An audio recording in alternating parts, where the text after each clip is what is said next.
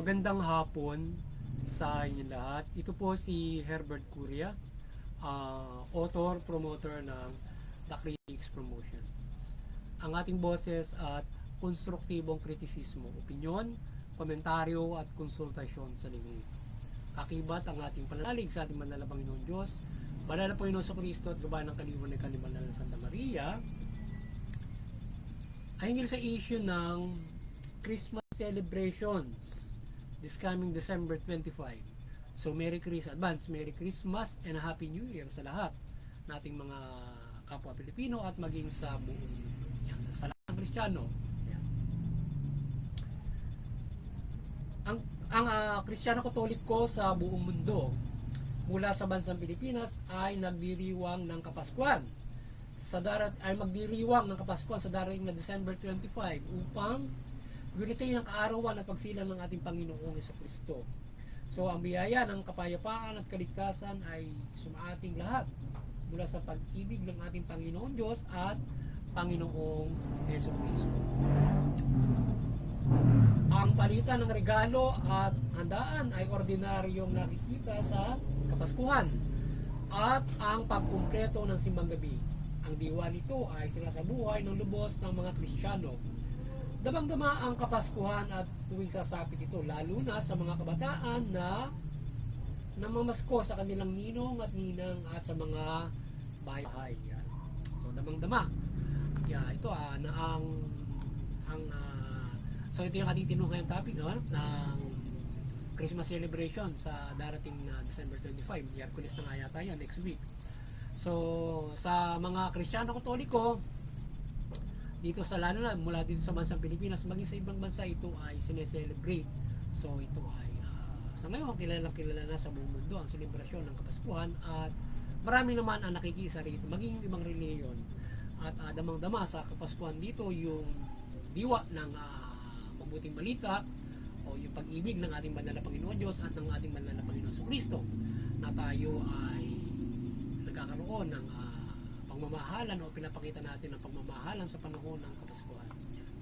Hindi lamang sa handaan, kundi sa pamamagitan ng ating pagpapalitan ng regalo ay dito natin ipinapakita yung ating pagmamahalan. So, ang iba ay pinapakita sa pamamagitan ng pagtulong sa ating kapwa-tao. Usual, no? At ito naman ay napakahalimuyak na hain ng ating nahain natin sa ating manala Panginoon Diyos yung mabubuting gawang ito na ating nadarama at ating pinagdiriwang tuwing Kapaskuhan. So ngayon ay it is a usual thing na ginagawa, but syempre ay hindi naman lahat ng paghahanda, hindi lahat mayroon, but hindi sa ganun, hindi lamang sa ganun diwa natin na nakikita yung diwa ng pag-ibig at Kapaskuhan.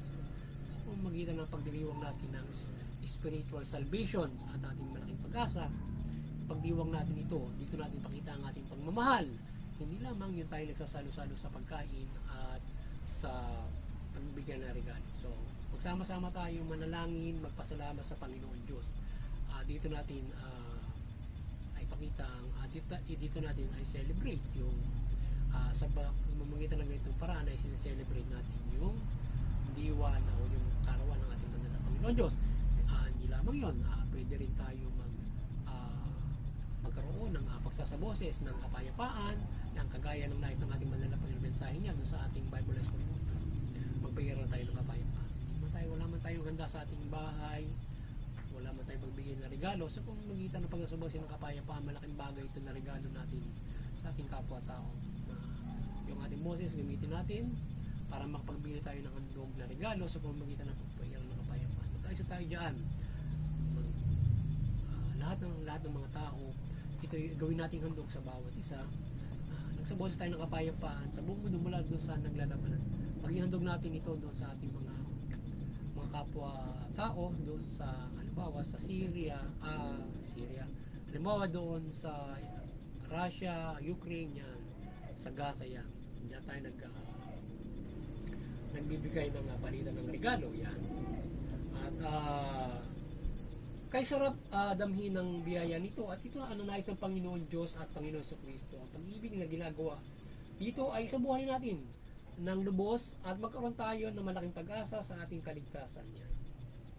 Ang The Critics Promotions ay isa sa darating na pagdiriwang ng Kapaskuhan at ating pinasasalamatan ng Panginoon Diyos at Panginoong Jesucristo sa pagpapalang ito sa sanlibutan upang maging at maging sa sangkalit niya sa mabuting balitang ito. Ang angandang loob na itong Panginoong Diyos ay ating luwain na mabuti upang makapabuhay tayo at makasunod ng lubos sa mabuting balita. Yan. Nawain natin lubos ang pagpapalang ito ng ating banal na Panginoon Diyos ng pagsugo sa ating banal na Panginoon Kristo para sa ating kaligtasan at pagpapaira ng mabuting balita o kalooban ng ating banal na Panginoon Diyos. Tayo magkaroon ng kaligtasan spiritual.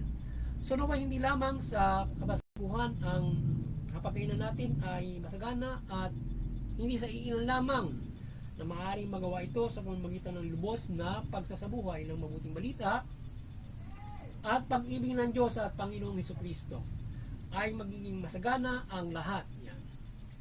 Huwag nating kaligtaan ang pasasalamat sa kalooban ng Diyos at Panginoong Jesucristo, Panginoong Diyos at Panginoong Jesucristo sa atin.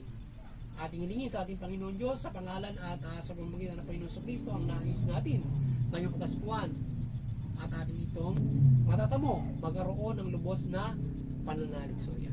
So hilingin natin sa ating banal na Panginoon Diyos ngayong Kapaskuhan ang ating nais na hilingin sa pangalan ng Panginoong Jesucristo at ito ipagkakaloob natin sa pagkakaloob niya sa atin. So humingi muna tayo ng kapatawaran sa ating pagkakasala at tayo hilingin natin ating mga nais hilingin.